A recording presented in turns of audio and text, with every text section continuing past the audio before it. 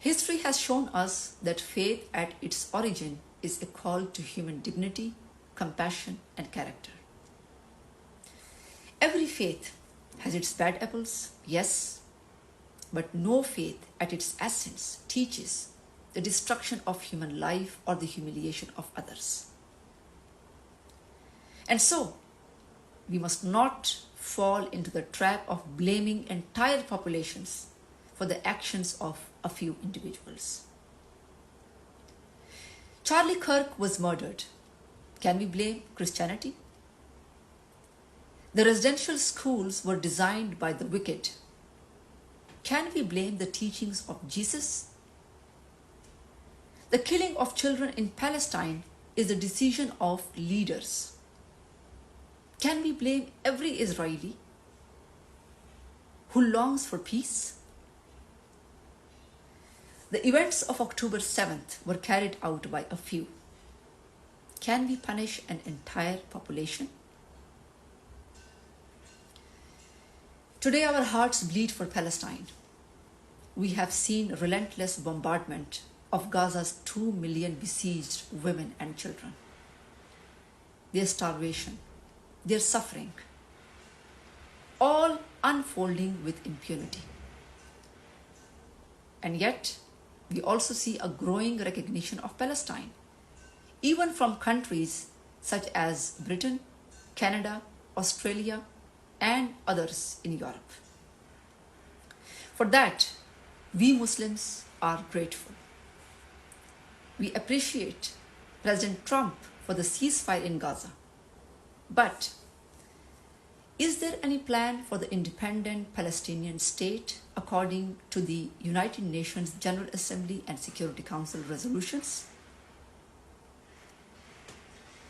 Is there any plan for the freedom of Palestinians from the clutches of Israel? The world needs to know about this. But the conflicts are not only in Palestine. The world today is full of fires. There is a war in Ukraine with threats of nuclear weapons exchanged in rhetoric and fear. There is the unresolved conflict of Kashmir, where nuclear powers India and Pakistan face each other with hostility.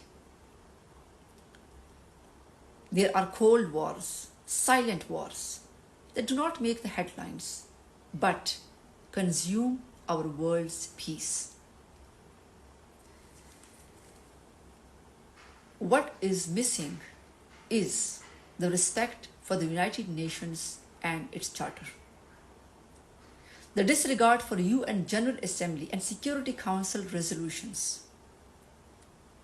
has turned this institution dangerously close to the failed League of Nations. I fear if arrogance and aggression are not curbed, we may walk blindly into a third world war. And this time, it will not be conventional, but nuclear. And that would mean not only the destruction of nations, but the erasure of humanity itself. Perhaps that is why we see space missions searching for new worlds, even while we are destroying the one we are entrusted with.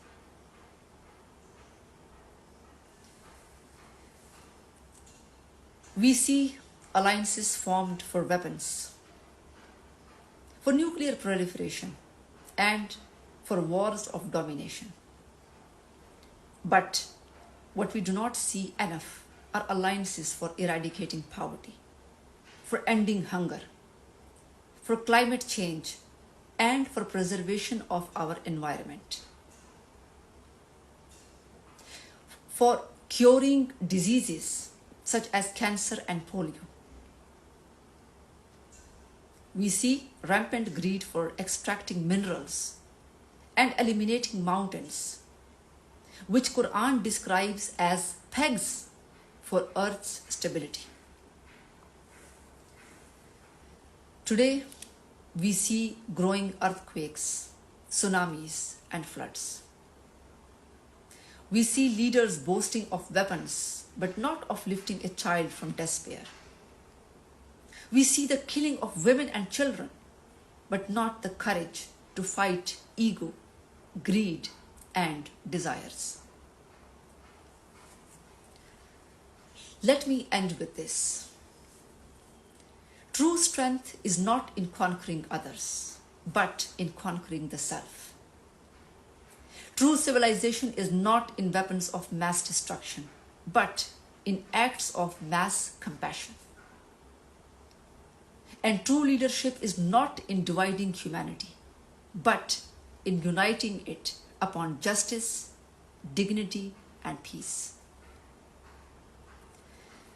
May Allah guide us to be among those who listen to speech and follow the best of it, the people of understanding.